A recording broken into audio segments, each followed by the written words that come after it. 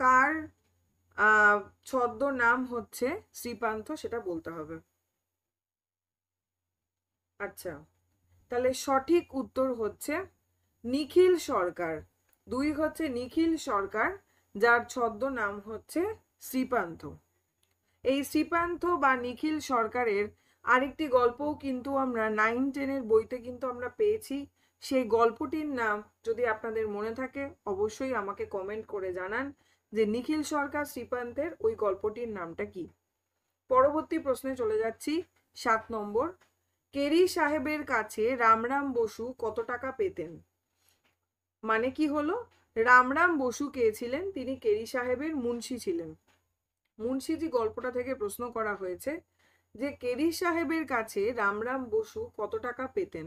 20 টাকা, 30 টাকা, 50 টাকা, 100 টাকা, কত টাকা মাইনে পেতেন কেরি সাহেবের মুন্সি হিসাবে রামরাম বসু যে ছিলেন তিনি কত টাকা মাইনে পেতেন? সঠিক উত্তর কোনটা হবে মনে হচ্ছে সেটা আমাকে কমেন্টে জানান। আচ্ছা, আশা করি উত্তরটা হয়েছে। আমি এবার বলছি, এর যে সঠিক উত্তর সেটা হবে 1, 20 টাকা। কেরি সাহেবের কাছে তিনি কত পেতেন? 20 টাকা পেতেন। পরবর্তী প্রশ্নে চলে আসছি, 8 নম্বর প্রশ্ন। একজন ভাগ্যবান মুন্সি যার আঙুল ফুলে কলা গাছ, তার নাম কি? খুব গুরুত্বপূর্ণ একটা প্রশ্ন। এখানে বাছাই 20টা প্রশ্ন আমি তুলে সেরকমই দিয়েছি যেগুলো যেগুলো হাইলাইটেড এবং গুরুত্বপূর্ণ প্রশ্ন। একজন ভাগ্যবান মুন্সি যার আঙুল ফুলে কলা গাছ, তার নাম কি? রামলোচন, কাশীনাথ, রাজা নবকৃষ্ণ বাহাদুর, নাকি গোলকনাথ দাস? কোনটা হবে সঠিক উত্তর আপনারা আমাকে জানান।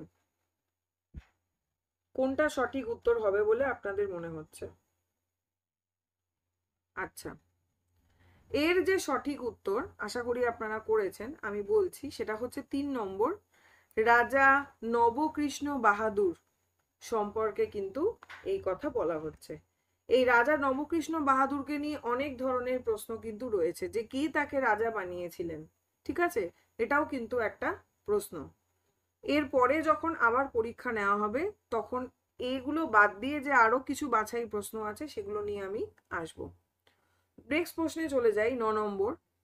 লেবেডেফের মুন্সি কে ছিলেন? লেবেডেফ, লেবেডেফের মুন্সি কে ছিলেন?